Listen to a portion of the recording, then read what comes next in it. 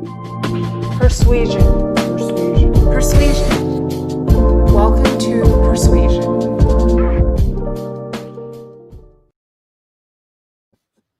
Hi, everybody. Welcome to another episode of Persuasion. We are the first progressive podcast advocating for Asian Pacific Islander rights in Nevada. And today I am so excited because I am joined by Maria Teresa Lieberman, who is the Deputy Director of Battle-Born Progress. So let's bring her in right now.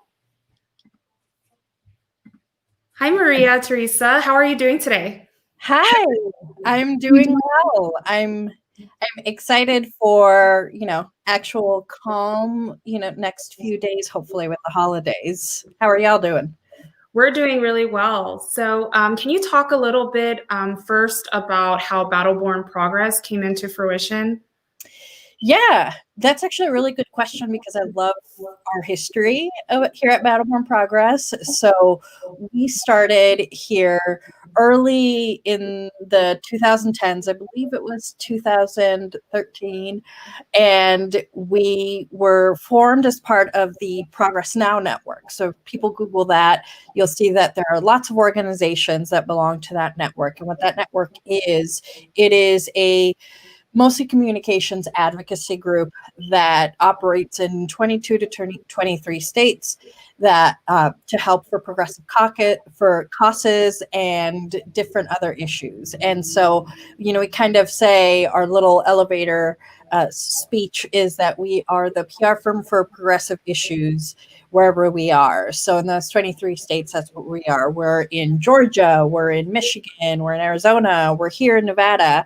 And so here in Nevada, we started off as Progress Now Nevada, and now we are Battle-Born Progress because we wanted to make it a little bit more Nevada in places like California, their Courage, California. So we're part of a bigger family that is helping advance progressive change in various states, and we're very proud to be part of that family. And can you talk a little bit about the specific focuses for this election cycle in particular? Yeah, we had one of the most exciting elections, although different because we weren't out in person with people, obviously because of the pandemic, but that also really put us in a spot to really dig in and do what we do best, which is, communications and research and digital work, because everybody was at home being bombarded with information. And with that came a lot of misinformation and disinformation.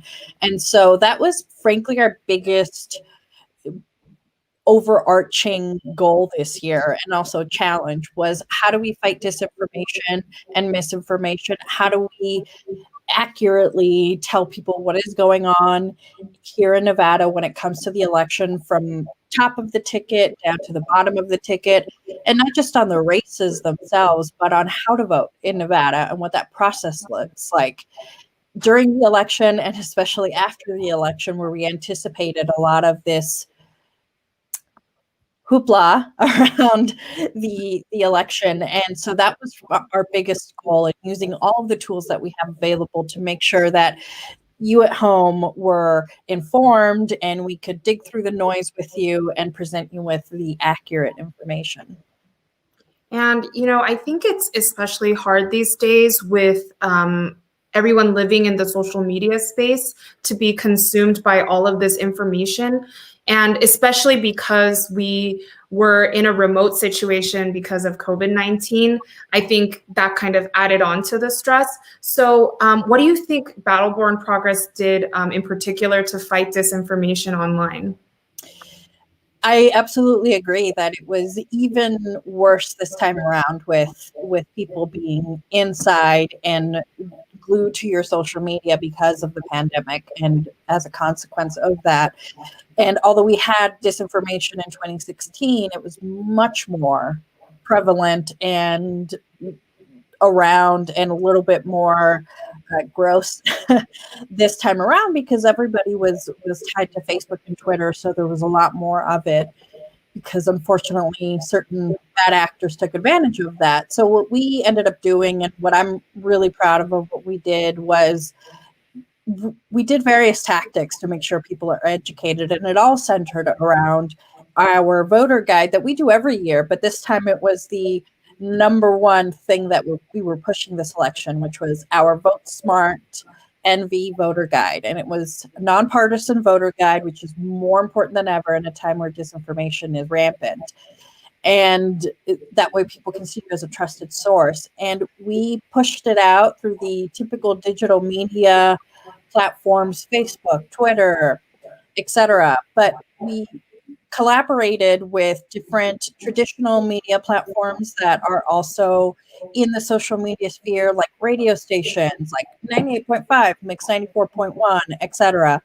And that served as a way to reach people that may not follow us on social media, but if they hear their favorite DJ talking about how there is a trusted resource out there that you can use that is nonpartisan to tell you all about voting in Nevada, whether it's about how the election works or who's on your ballot and how you can mail in your ballot or where you can vote, etc. It was a way to really help people, and I'm really particularly proud of that project. Yeah, and I'm so glad that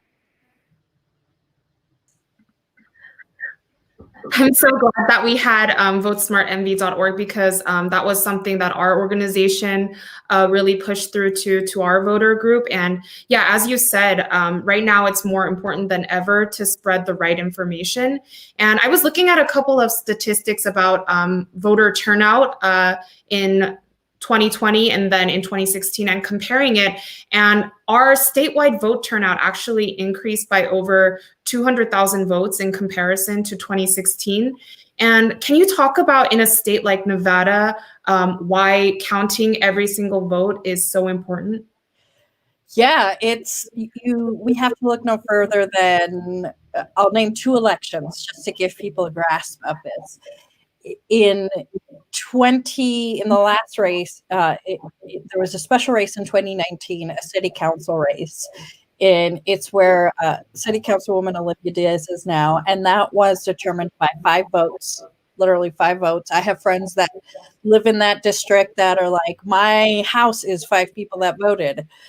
So literally one household could have possibly determined that. And now this year, we have the Clark County election for the commission race where Stavros Anthony, I believe it's C, where Stavros Anthony and Ross Miller were competing, and that came down to 10 votes. So, and now I always tell people, maybe not at the very top of the ticket, but sometimes at the top of the ticket, that will sway the election one way or another. But in the races that really matter, they all matter, but like the people that can fill your potholes, the people that can put a light where there's a lot of accidents, the people that can directly help you and your family and do things that really do affect your everyday life, their races are determined by a handful of votes time and time again, especially in a place like Nevada, where we have lots of like funky city council, commission district. People don't know, which city they're in, or if it's the commission district that is their sort of most direct form of representation. And so that is where, it really, really, really, really matters. It matters in all of those, but that literally a handful of people will determine who your next city council person is or your next legislator. So it's extremely important in Nevada. Yeah, and I was looking at some of the statistics or the voter turnout during the primaries. And in Nevada, the population is only 3 million, but in some counties, the population is really low. So some of like the state assembly members and the state Senate members, I saw that the vote margin for victory was like less than 100 votes for some regions. So I think it's more important than ever before to count every single vote, especially in our state. I want to get into the topic of mail-in voting because it was the subject of a lot of controversy. Why do you think it got as much national attention as it did? And especially here in Nevada, why do you think it got so much attention? I think one thing, and this is more of a C4 broadcast, more of a political thing, so I can go a little bit about, why at least a strategy on folks that didn't want mail-in voting, aka the Trump campaign, um, is because, and this was a big part of the national strategy, once we had this pandemic really affecting us for the long term, and secretaries of state, including here in Nevada, who's a Republican, by the way, and many others thought, we need to implement something for November that is safe and secure, etc. And legislatures got to work and put in mail-in voting or hybrid systems, etc., like we did in Nevada. It was a good thing, but the other side, the Trump campaign and folks that aren't a fan of accessible voting, I think really developed a strategy that was centered around disinformation to discredit mail-in voting, discredit the systems that were built around it, in order, because they knew and they know that the more people vote, the less likely they are to vote for people like Donald Trump. They might vote for Republicans, Democrats, nonpartisans, independents, but when people are presented with multiple options of voting, they're more likely to not vote for someone like him who hates accessible voting. And so I think it was part of an overall national strategy from certain folks with vested interests. But on the other hand, I think overall with the media and just people wondering what this mail-in voting is about, and it sounds so foreign to people because in most states we don't have all statewide large voting systems, but you do have it in other states like Oregon, and for them it's worked well for years. But I think there was a genuine curiosity matched with a little bit of suspicion, especially because how important this election was, that people wanted it to make sure that it was safe and that they knew everything about it. So I think it was twofold of people genuinely going, what is this about? And will my vote count? And how does it work? Matched with someone, aka the person in the White House, preying on those anxieties and spreading disinformation about mail-in voting. Yeah, and I think it's really important to educate people on the voting options and not insinuate any fear on them. And C4 organizations like ours, Battle Worn Progress and One API in Nevada, it was especially important for us to really talk to the voters one-on-one and have them educated. So could you give us any stories about the voters that you've met in particular, if you've heard any interesting stories from them?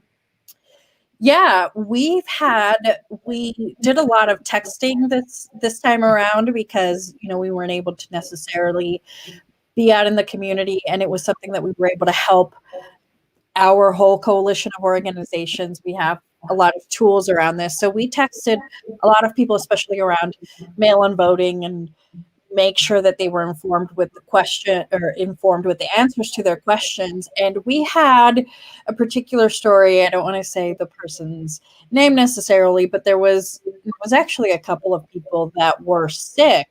They had COVID and they had never done mail-in voting, but they were extremely appreciative that they could do mail-in voting, specifically, being able to literally just put it in there for their mail person to take, put it in the mailbox when no one else was around so they couldn't infect anyone, or, and go back to self-quarantining, and their vote still was able to be made because of the system. If this system wasn't in place, they wouldn't have been able to do that. And it's literally people being affected by the greatest pandemic we've faced in our modern lives. And it really touched me, I know, to hear that. And our boss, Annette, who got some of these messages of people that were literally sick with COVID during the election, really bad. And it was the only option they had. They couldn't go in person. They couldn't go drop it off. They couldn't leave their house unless it was like to go to their mailbox right in front when no one was around. And it's something that gave me a lot of pride, because organizations like yours and ours and all of the ones that we work with here in Nevada put a lot of blood, sweat, and tears behind really making sure voting was accessible. And I'm proud that we were able to get people actually affected with COVID to be able to make their voices heard. Yeah, and both of our organizations are really working towards the progressive movement in Nevada. And I was looking through the Battle Born Progress website, and one of the missions stated on the website is giving every Nevadan a fair chance. So can you expand a little bit on what this means? Yeah, so it's an all-encompassing umbrella mission for for us to give every single one of us, regardless of where in Nevada you live, where you come from before you came here to Nevada, your job, etc., even political party. Every Nevadan should have a fair chance to succeed in this state, whether it's to make your voice heard by voting or when we're up in the legislative session, trying to make sure that we have good legislation for all of us, for all Nevadans. That is something that we keep in mind every single time, every single year, every single election. If we are working with our national representatives in Congress, that's what we have in mind, is that every Nevadan should have a fair chance, that you should have well-funded schools, that you should have good access to affordable health care, that you should be able to vote and have access to that here in Nevada, and much more to that. If you're a worker, that you're respected in your workplace, and that there is a safe workplace that you can go to. That kind of encompasses every single thing that we do. And as we discussed earlier, the voter turnout for this year's election was pretty much historical. We had record voter turnout. What do you think is the key to helping Nevadans stay involved so that for legislative sessions, they can voice their issues as well?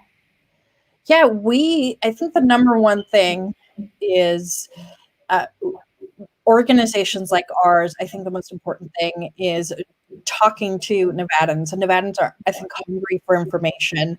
I think there's many reasons why, for some reason, like, they don't have our media corps, for example, doesn't necessarily have the resources to have political reporters that cover legislative session day in and day out, or the entire year, and people don't have access to that information. People, I think, are hungry for it, though. So organizations like ours tried to build that gap and try to make sure, whether it's through traditional media or with other organizations like yours, that we're giving them the information about, for example, legislative session.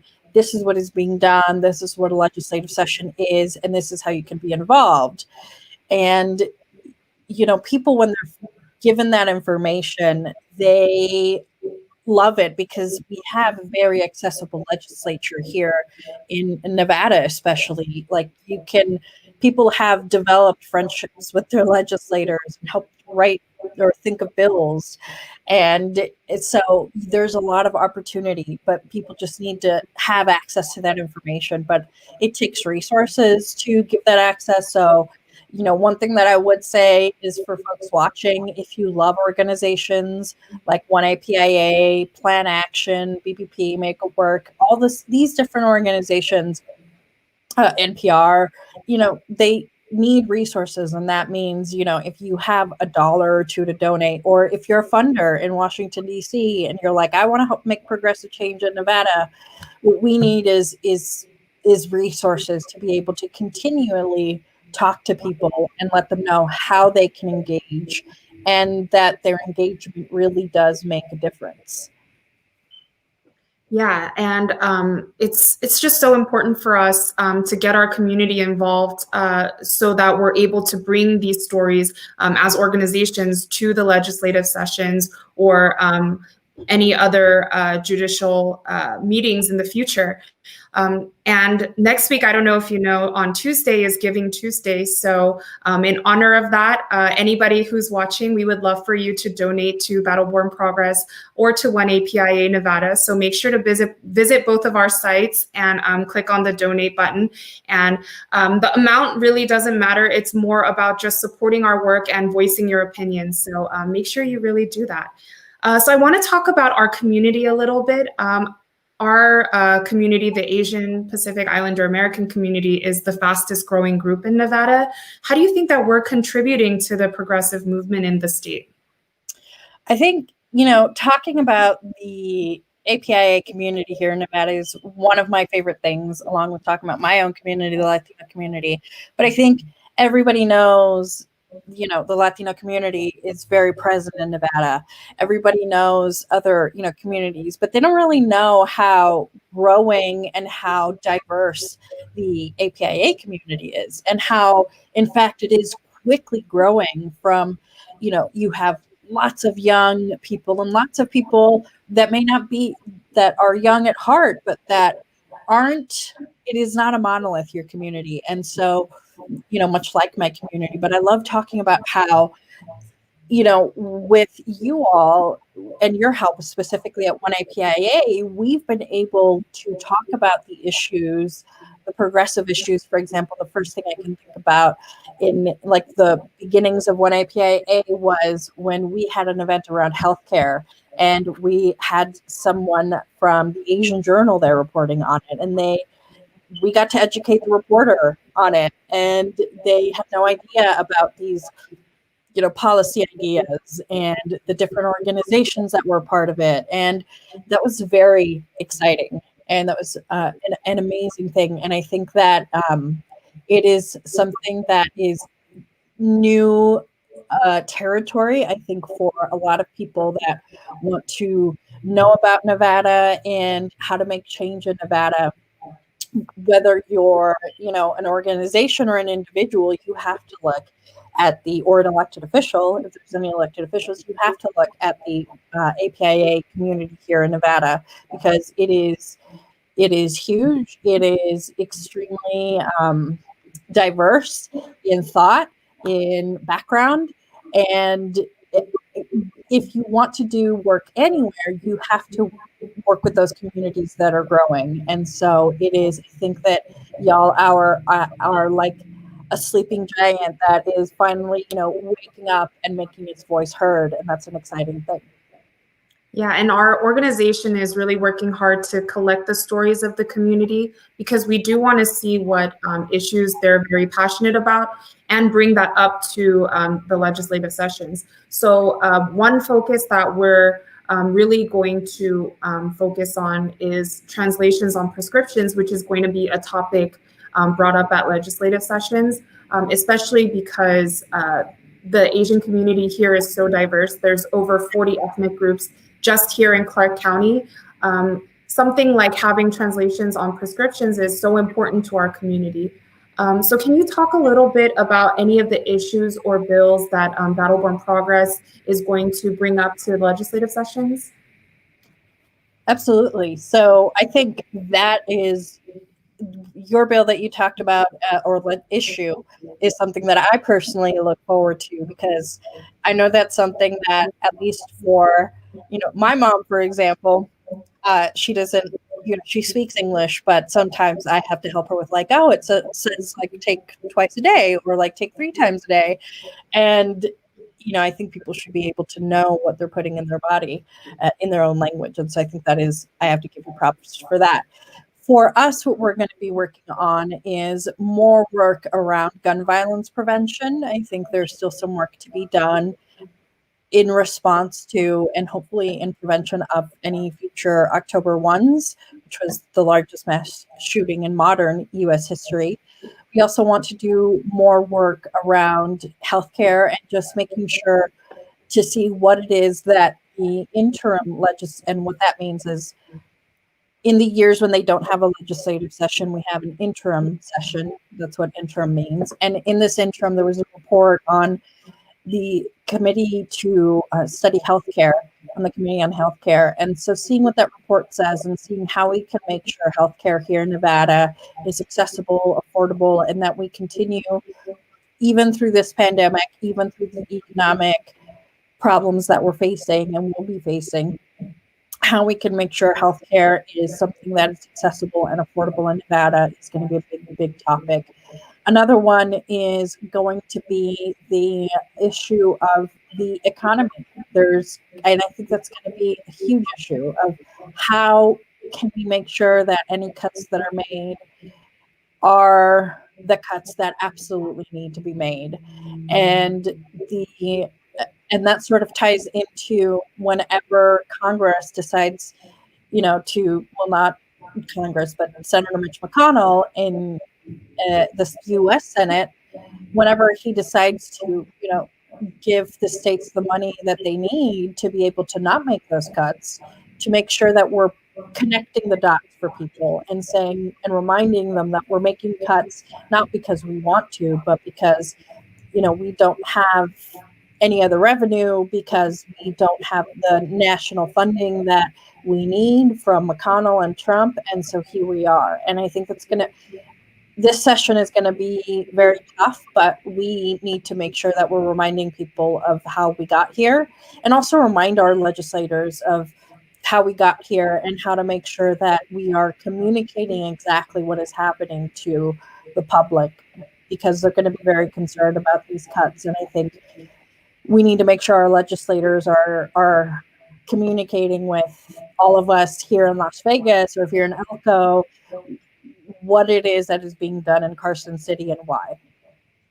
Yeah, and everybody's had such a tough year because of COVID-19. So voicing those cuts that are necessary is going to be really important at legislative sessions. And do you have any final message for people in Nevada who want to share their story or want to voice their issues that they're passionate about, but don't know how to get involved with the legislative sessions coming up? Yeah, absolutely. So, number one, you can always email me if you're interested, and we can put you in touch with an organizer. We can teach you what you need about legislative session, add you to our rapid response team. And my email is my first name, Maria Teresa, OH on the Teresa, at battlebornprogress.org. And I'm always happy to answer any questions. But the main thing, if that is too sudden for you and you're not quite ready to be actually involved and you just want to stay up to date, I would say follow us on Facebook, on Twitter. Follow One APIA on Facebook and Twitter, and the different organizations that, if you care about the environment, look them up. And there's various groups like Chispa Nevada, Nevada Conservation League, that will be doing work in the legislative session. So, to quote Leslie Knope after the 2016 election, find your team. I would say that's number one, is find your team, who that resource of information is going to be, so that you can at least know what is being done and what is being said in legislative session. And that, our groups will always tell you the ways in which you can participate. We'll send emails, we'll put out text messages, we'll put out posts on Facebook and Twitter letting you know when things are happening, why they're happening, what they're about, and how you can participate, whether it's testimony or watching or calling this legislator or emailing them, telling them your story. We'll always make sure that we're letting you know, so that it's not just like reading the news going, I don't know what to do. So, find your team, whether it's us, One APIA, different groups that work on specific issues, and we'll help you along in the process. And I think all it takes is just, I started off as a volunteer and someone that was just interested in things years ago, and all I did was press a button to subscribe to an email address. And sometimes that is like the first step. Just find your team, subscribe to them, and make sure you're updated. And if you get that feeling that you want to call that legislator when we ask you to, or